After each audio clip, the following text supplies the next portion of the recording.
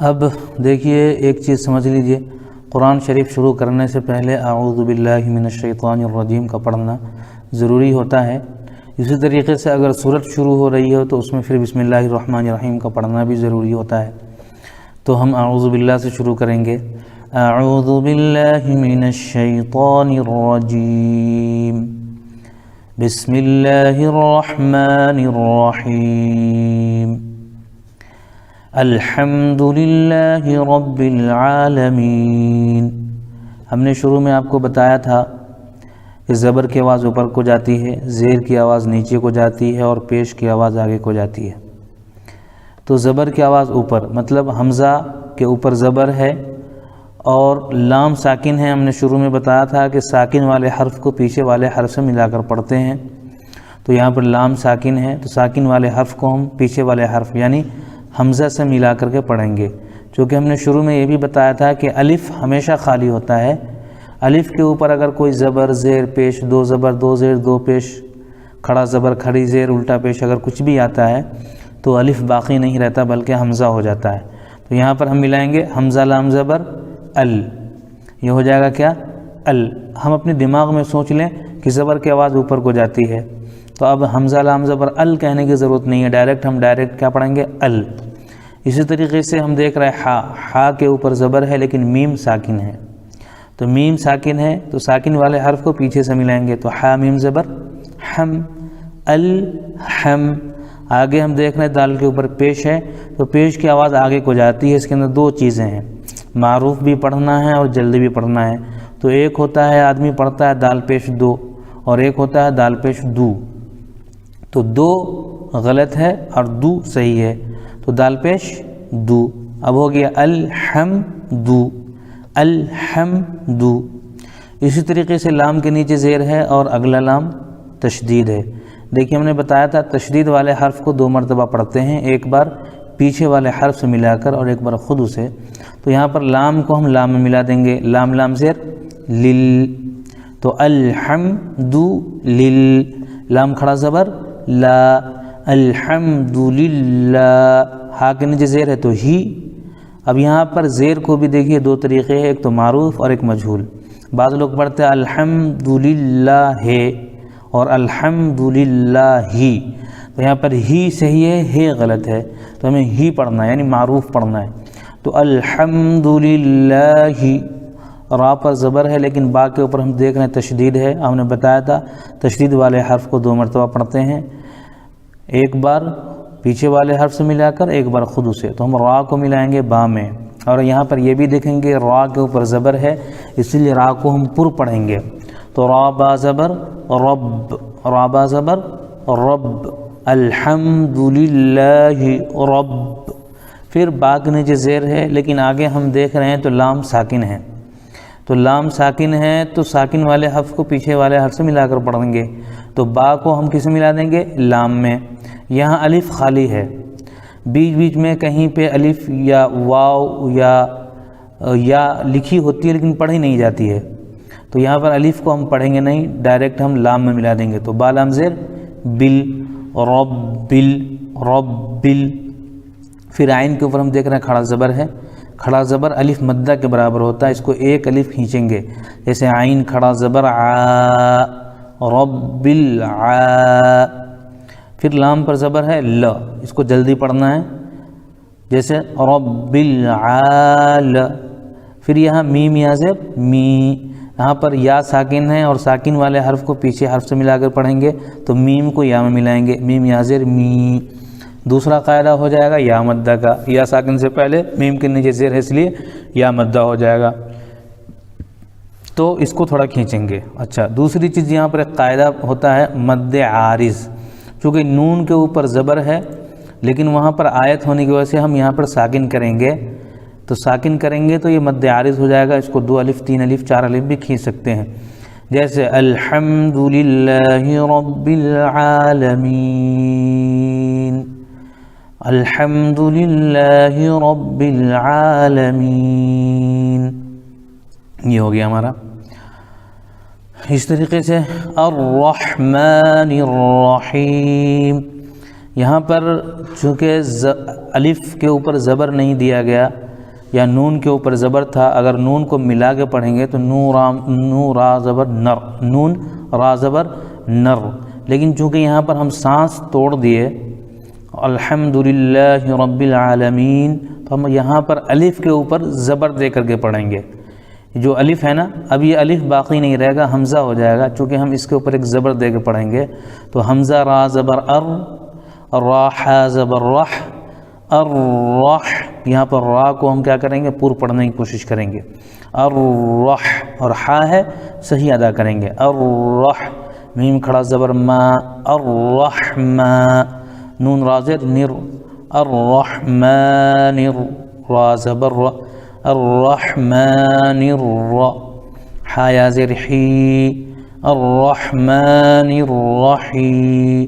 اب یہاں دیکھیے مد عارض ہو جائے گا، اس لیے کہ میم کے نیچے زیر ہے، لیکن یہاں پر آیت ہونے کی وجہ سے ہم سانس توڑیں گے، اور سانس توڑتے ہیں تو اس کا طریقہ ہم نے قاعدے میں بتایا تھا کہ زیر زبر پیش، دو زیر دو پیش کی اگر شکل ہے تو اس کو جزم دے کر کے سانس توڑیں گے، تو یہاں پر زیر ہے میم کے نیچے، اس لیے میم کو جزم دیں گے، یعنی میم ساکن کر دیں گے، تو الرحمن الرحیم۔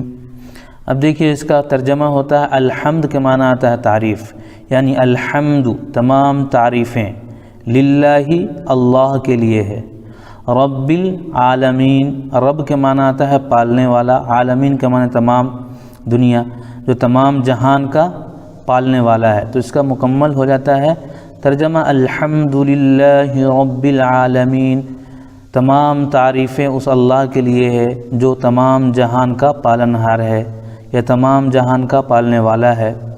اچھا، الرحمن الرحیم کا ہو جاتا ہے جو رحمان اور رحیم ہے، رحمان اور رحیم ہے۔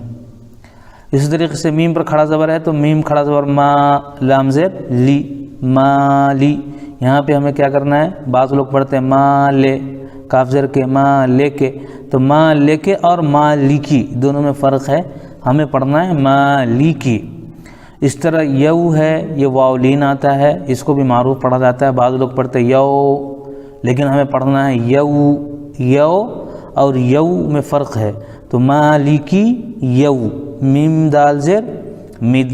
یہاں پہ دیکھیے الف اور لام لکھا ہوا لیکن پڑھا نہیں جا رہا، اس کا قاعدہ ہم نے بتایا تھا حروف قمری اور حروف شمسی، تو یہاں پر الف لام کے بعد حروف شمسی میں سے دال آ رہا ہے، اس لیے الف لام کو نہیں پڑھیں گے، تو مالکی یوم دال یا زیر دی، مالکی یوم الدین۔ اب نون آیت کی وجہ سے ساکن ہو جائے گا، تو یہاں پہ بھی مد عارض ہوگا، مالک یوم الدین، ہے نا، جو یوم جزا کا مالک ہے۔ مالک یوم الدین کا معنی کیا ہوا، جو یوم جزا کا مالک ہے۔ یوم جزا کہتے ہیں بدلے کا دن، یعنی جس دن انسان کو اس کا بدلہ دیا جائے گا، اس کے اعمال کا بدلہ دیا جائے گا، اگر نیک ہے تو اچھا بدلہ، اگر برا ہے بد اعمال ہے تو اس کا برا بدلہ، تو وہ رب کیا ہے، وہ یوم جزا کا مالک ہے۔ اس دن کسی کو کوئی تصرف نہیں ہوگا، وہ صرف اکیلا مالک ہوگا۔ ایاک، یہاں پر ہے حمزہ یا زیر ای اور یا الف زبر یا، ایاک نعبد و ایاک نستعین، ایاک نعبد و ایاک نستعین۔ نعبد میں بہت سارے لوگ پڑھ دیتے نعبد، تو یہ مجہول ہو جاتا ہے، ہمیں پڑھنا ہے نعبد، نعبد عین بھی نکلنا چاہیے، ایاک نعبد و ایاک و ایاک۔ اس کی یا عام طور پہ نہیں نکل پاتی لوگوں کی، اس کو تھوڑا مشق کرنا پڑے گا۔ مشق اس طرح کریں گے کہ ایا، یہ جو ہماری زبان ہے وہ اوپر تالو کی طرف جائے گی لیکن پورا سٹے گا نہیں، بس اس میں تھوڑا آواز کو کھینچیں گے، جیسے ایا، ایا، ایاک نعبد و ایاک نستعین، اہدنا الصراط المستقیم، اہدنا۔ اب یہاں پہ یہ الف بھی گر جائے گا، اور الف لام چونکہ حروف شمسی کے شروع میں ہے اس لیے الف لام کو نہیں پڑھیں گے، ڈائریکٹ نون کو صاد میں ملا دیں گے، تو اہدنس، اہدنس۔ اس کے بعد را ہے الف مدہ، تو اس را کو پور پڑھیں گے، اور یہ طا بھی حروف مستعلیہ میں سے آتا ہے، اس کو بھی پور پڑھیں گے۔ تو اہدنا الصراط اہدنا الصراط المستقیم۔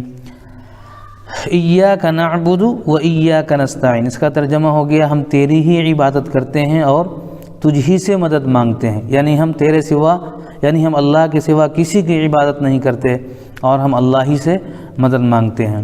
اہدنا الصراط المستقیم، مدد کیا مانگتے ہیں؟ ہم یہ مانگتے اہدنا، اے اللہ ہمیں ہدایت دے، صراط المستقیم، سیدھے راستے کی۔ تو یہ ہے اہدنا الصراط المستقیم، ہمیں سیدھے راستے پر چلا۔ صراط الذین، صراط الذین انعمت علیہم، کس راستے پر چلا؟ اس راستے پر چلا جس پر تیرا انعام ہوا، جس پر تیری نعمتیں ہوئی۔ غیر المغضوب علیہم ولا الضالین، یہاں پہ ولا الضالین کی جو مد ہے وہ مد لازم ہے، اور اس کا نام ہے مد لازم کلمی مثقل۔ یہاں پر کم از کم ہمیں 3 الف کے برابر مد کھینچنا ہے، جیسے ولا الضالین، لام کے اوپر بھی تھوڑا رکنا ہے چونکہ لام تشدید ہے اور تشدید والے حرف کو سختی کے ساتھ پڑھا جاتا ہے، جیسے غیر المغضوب علیہم ولا الضالین۔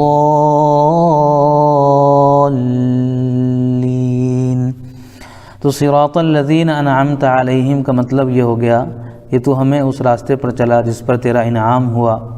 غیر المغضوب علیہم ولا الضالین، اس راستے پر نہیں جس پر تیرا غضب نازل ہوا، اور گمراہوں کے راستے پر بھی نہیں۔ تو یہ آج کا ہمارا سبق ہے۔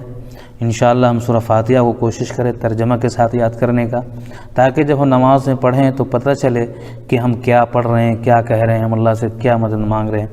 جزاک اللہ خیر، اللہ تعالی ہم سب کو عمل کی توفیق عطا فرمائے۔